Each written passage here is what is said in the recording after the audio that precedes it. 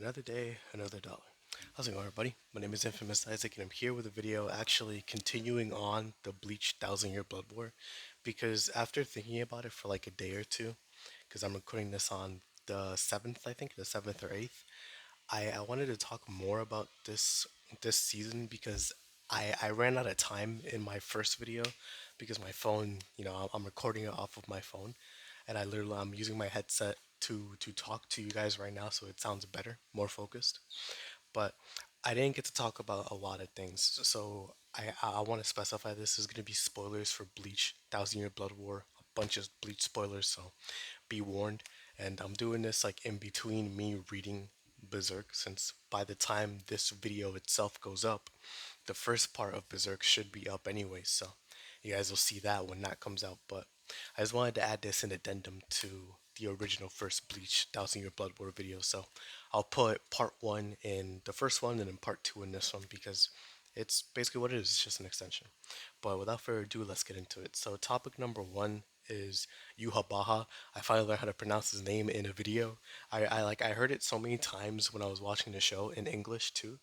And in Japanese too, you can hear it as well. Like you can hear how it's pronounced, but it took a while to stick, because that name is hard. Like that name is really hard because you have the fact that it's a Japanese person saying it, so it's not the original like German intended way because apparently, what's the word? Is it H or V? I don't remember, but there's a certain letter in Yuhabaha's name that makes it difficult for the Japanese to pronounce because that letter doesn't exist in their dialect, or not dialect, in their language. So they have to take liberties in saying it and just change it.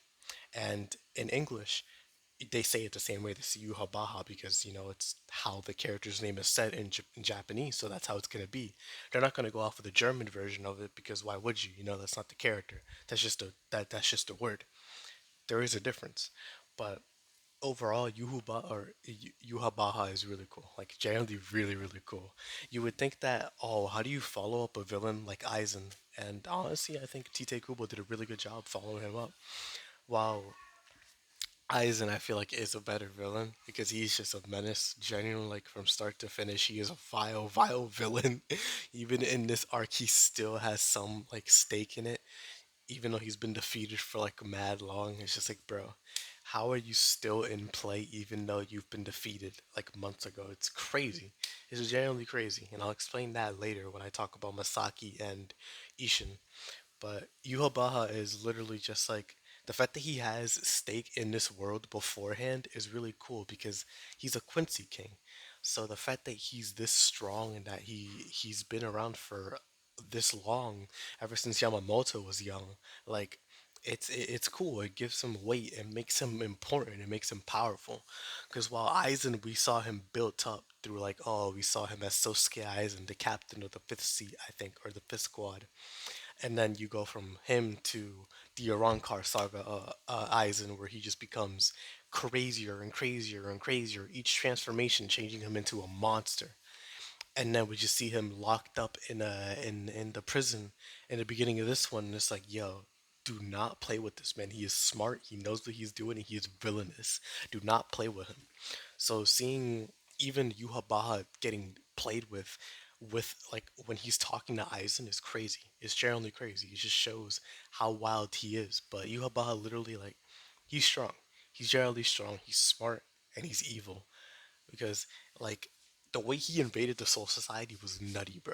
Genuinely nutty. That man really did a two-prong attack on Hueco Mundo with the Soul Society and was just like, dog, murder every single one of them. Do not let any one of them live. And he made sure of that, like, oh my goodness, that man was monstrous. He pulled up on Kenpachi, said, submit, and then clapped him, bro. And then he saw Yamamoto and he was like, alright, dog, peace, and then came back and was like, no, you submit as well, and then just like completely folded Yamamoto, and it's just crazy. But you have Baha literally, like, I'm liking him so far, and the fact that he was also important to the story, like not to just like the world of Bleach, but literally Ichigo himself is really cool. Which, by the way, I want to add, I don't think that Tite Kubo meant to do this from the start. I don't think that he meant for Zangetsu to be literally him from the start because I feel like he added that in later as to fit the story to make it feel like, oh yeah, he's been there the whole time. But I don't know. I could be wrong about that. I could just research it and see. Oh yeah, he did mean to do that, but it just doesn't feel like that would be something that he does. Because with Aizen, you could see it from the start. Like he was up to some crazy stuff. But with what was his dude's name? Yu Habao, we never even heard of him ever. Like throughout the entire show. I don't know if in the manga they have some like things going on with him, but not even like Zangetsu or anybody mentions the Quincy King ever. So seeing him just show up and then like, oh yeah, Zangetsu is actually Yuha Baha in terms of like the appearance because that's Ichigo's Quincy powers manifesting. It's like, okay, that's cool, but I don't think that was intended until right now. So I'm gonna give you credit for implementing it pretty smart, but I'm not gonna give you credit for having it the entire time. So it's a win loss, whatever happens happens.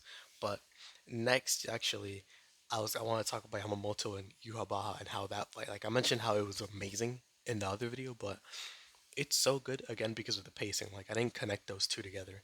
That fight would have been so dragged out in the original anime. It would have been so boring. It would have been cool, but it would have been boring some parts. It's not just like let me talk exposition dump throughout the fight and then just swing slash a couple times and then back to exposition. Nah, it was literally just exposition beef, exposition death. That's it. Nearly that's it. It was crazy. It was such a good fight because it's so different. Like the Bleach anime is so different now compared to what it was 10 years ago. It's amazing. I love it. The pacing has solved so many issues that I had with the show. It's awesome. But next, actually, we have Uryu. I want to briefly talk about it. My man did nothing, and it's not his fault. Well, it is. It was explicitly his choice not to come. But at the same time, like I wish we could have seen more of him instead of just him appearing sometimes in the show, just like oh, I'm learning about the Quincy's, what happened, and then at the end of it, just him showing up to Yuhabaha like yo, I'm here. It's like, dang, bro. I wish we could have seen more of that descent into like, Soul Reapers are just bad, bro. Soul Reapers are bad, bad. I wish we could have seen more of that. But maybe we'll see more of it in season in the second part of the season, hopefully, because I'm really excited to see what Uryu has in store. But next is Masaki and Ishin. I really like their backstory. It reminded me a lot of um, Kushina and Minato in Naruto, but it was a little more condensed down. It was just, hey, I'm Ishin, I'm a Soul Reaper. I'm gonna go to this Japanese city and I'm gonna go see what's going on with all these hollows peering up. And then he gets clapped by one of them, and then Masaki's just like, what up, dog? And then just claps one of them with being like really saucy with the way she did it too. And it's just like, bro, that's so cool. And then he shows up again after seeing her kind of just like getting clapped by the hollow that bit her because a hollow did bite her. And next thing you know, she's turning into a hollow. So Ryuken, who's actually Uryu's dad, which now we realize Uryu and Ichigo are related, they're cousins, bro, which is crazy. Which also means that Uryu, or not Uryu, Ichigo and Ganju are also cousins, which is crazy because Ishin is Kaien's what's it called, like uncle, like Shiba, the Shiba family. Ishin's related to them, so that's pretty cool. But again, what's it called? Like that backstory is just like it kind of feels a little rushed. It takes like 2 episodes, but at the same time, it's not a One Piece backstory. It's not a Naruto backstory. It's meant to be short. Like the longest backstory you've had in Bleach in terms of the anime was the past arc, where it was 6 episodes. So not everything's gonna be long, but it was nice. It was a nice short story. We got to learn a lot about Ichigo. We finally get to see why he's the one to do it, why he's him.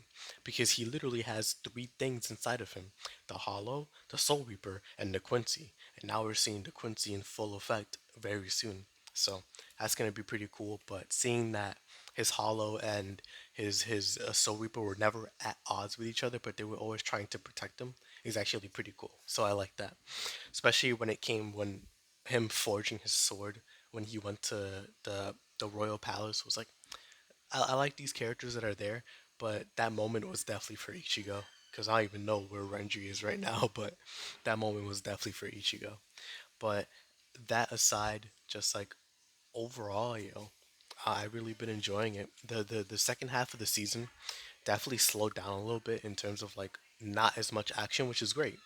Oh, I forgot to mention. I forgot to mention. Unohana and Kenpachi. That was the last thing I forgot to mention. I didn't mention it in the last video, I think. That fight was sad. That fight was really sad, but also really cool reveal with Unohana being the first Kenpachi. Because I got spoiled on it like a long time ago, but Unohana is actually crazy. She's literally crazy, and it's cool. I like the comparison between the two, where Kenpachi lowers himself to his opponent's level, while Unohana heals herself so she never dies. They both love thrill of the fight. It's really cool, really really cool. So their fight overall was just sick. Like I really enjoyed watching it. I wish I could have seen it in English because Patrick Seitz is Kenpachi and Unohana. I don't know who her voice actor is, but she's also good. It would have been such a good fight. But I didn't expect it. Like I genuinely didn't expect for one of them to die either. And the fact that it was spoilers, Unohana is crazy. Like Isane really just got the worst of it. Like poor her. And you have Yashiru who's over here like she got Kenpachi, but bro, he's not the same man anymore. Like he's gone. And it's cool that he met her while she was still in her prime as a Kenpachi. Like, it's so cool. And the reason she became the squad 4 captain was because she used that healing to keep herself alive during those fights. Like, bro, that's so smart. That's actually so smart. I gotta give it to Tite Kubo over it. Like, genuinely peak thinking right there. But again, overall, like this second half of the season slowed down a little bit, but not in like a bad way. It's just like, we gotta rebuild. We literally just lost so many people during this attack, and we're still losing people with Unohana, and we had to just rebuild and get stronger. We lost some Bankais. Like we just gotta make things better for the next time that they attack. We're gonna be ready. We're gonna be ready, and we're gonna clap because you like what can you do when your head captain's gone, right? Like you just go up because they're at rock bottom right now. So I can't wait to see what happens. I think that's everything I wanted to cover. That's just the things that came to mind that I didn't mention. But yeah, I'm excited to cover Bleach next time it comes around, and I'm excited to talk more about Berserk as well when I finish the Golden Age right now. Man, but again, this arc is still a 9.5. It's so close to being a 10, but it's just right there. It's just a little bit. So I'm excited. I'm really excited. But thank you all for watching. Hope y'all enjoy. I'll see you all in the next video. Peace.